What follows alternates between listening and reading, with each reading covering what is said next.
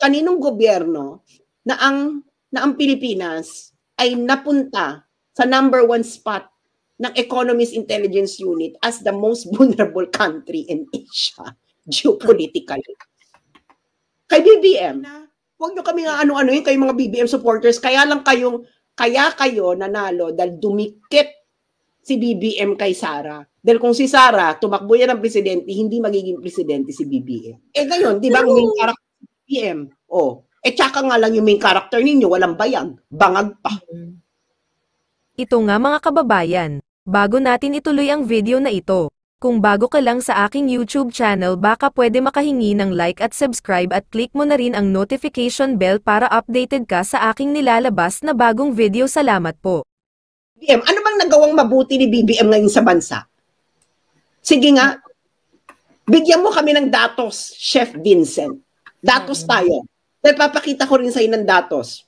Nakita mo yung yung investment, pakita mo nga yung Joe, yung diniscuss natin noon. Yung investment, ilang places ang binaba natin? 6! Sige nga, Chef Vincent, pakita ka ng datos. Ano bang nagawa? Kaninong gobyerno na ang Pilipinas ay napunta sa number 1 spot ng Economist Intelligence Unit as the most vulnerable country in Asia geopolitically. Kay BBM, kay Duterte ba? Hindi. Let's speak facts. Huwag niyang pagmamahal mo kay BBM dahil hindi ka mahal ni BBM.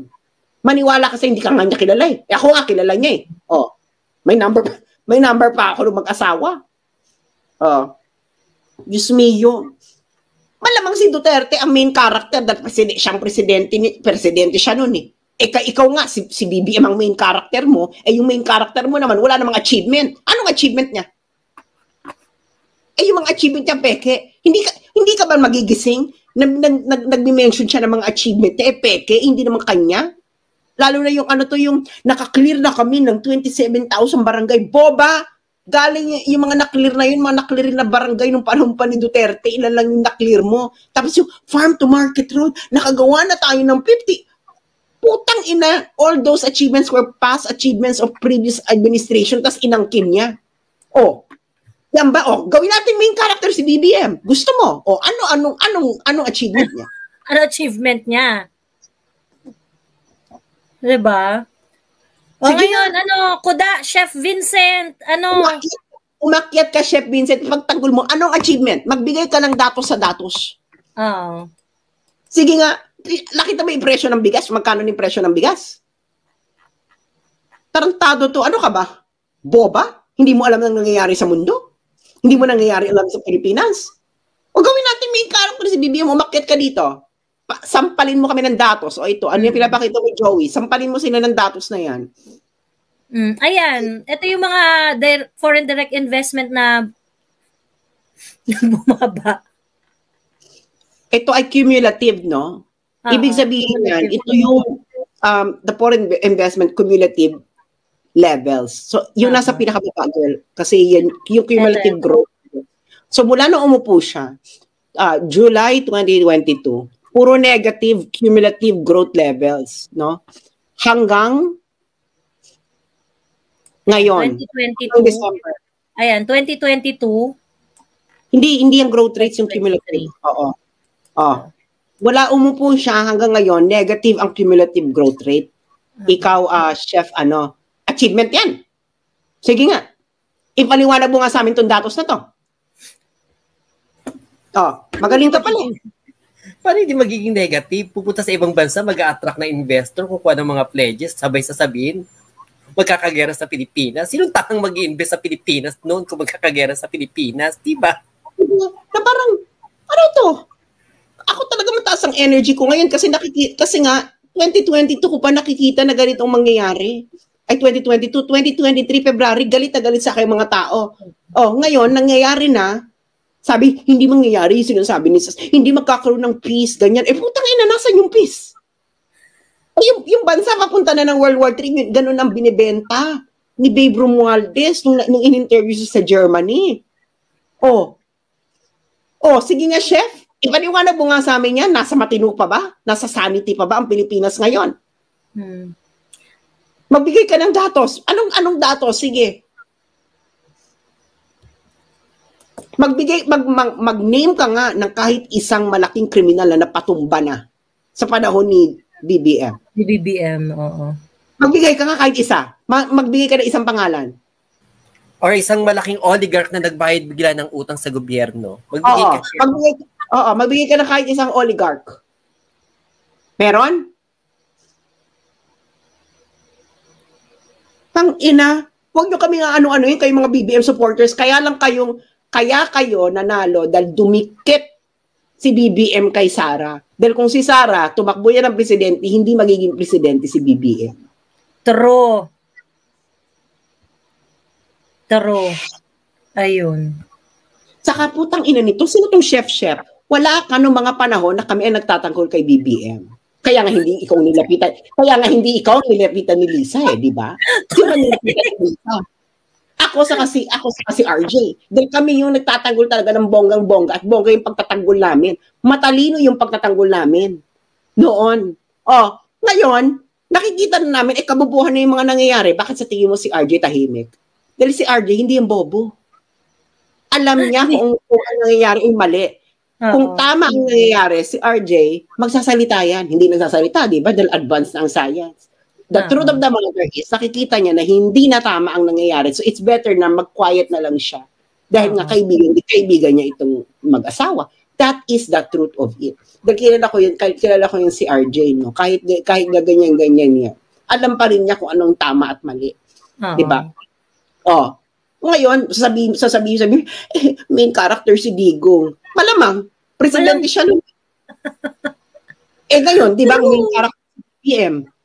Tsaka nga lang yung main character ninyo, walang bayag. Bangag pa. True! Ano, chef? Ayan, nag-breakfast ka sa akin, nag-dinner ka kay Sas. Tahimik na siya. Totoo, ano yung kasi naiintindihan dito sa mga BBM supporters natin, why do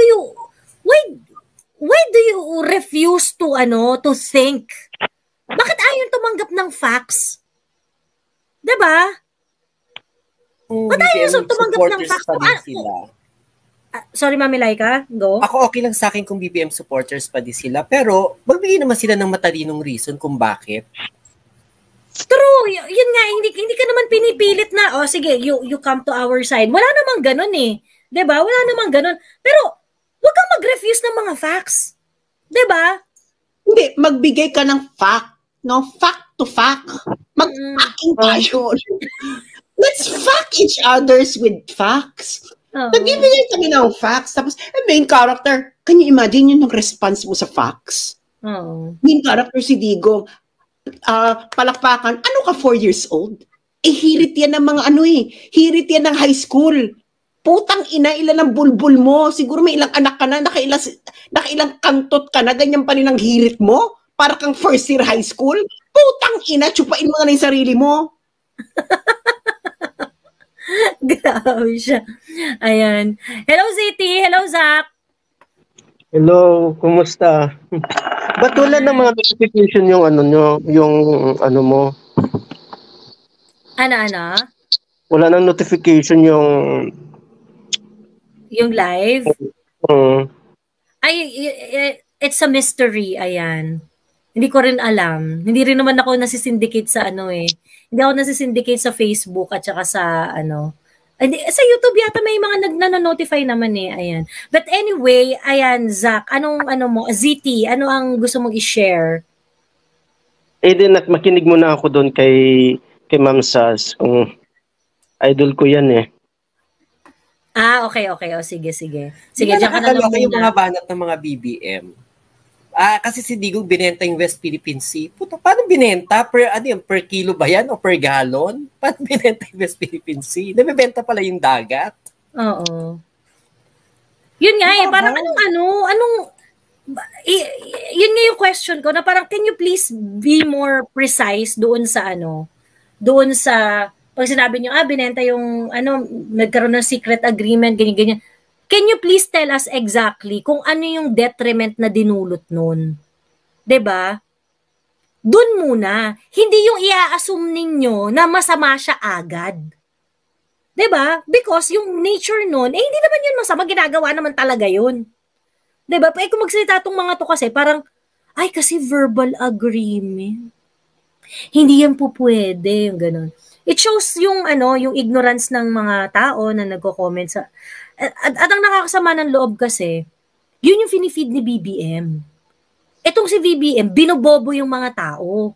Pagkatapos yung mga supporter niya, dahil alam niyang bobo, pinagsasamantalahan niya. 'Di ba? Inagahasa ang mga utak ninyo. That is the truth of it. 'Di ba? Hindi nyo nga ma-explain eh. Hindi nyo nga ma-explain kung ano yung, you don't even know what you're talking about. Tapos ma-horrify ka. Bex, kung sabihin yan sa'yo ng jowa mo, Joey, na-horrify ako sa ginawa mo. Ano sabihin mo, Joey? Anong sasabihin mo in return? Anong ginawa mo? Hindi ko alam, pero na-horrify ako. Na-horrify ako. Basta, tatawagin ko. Nanay ko. Nanay mo. Sige nga. Di ba na parang, have you lost your mind?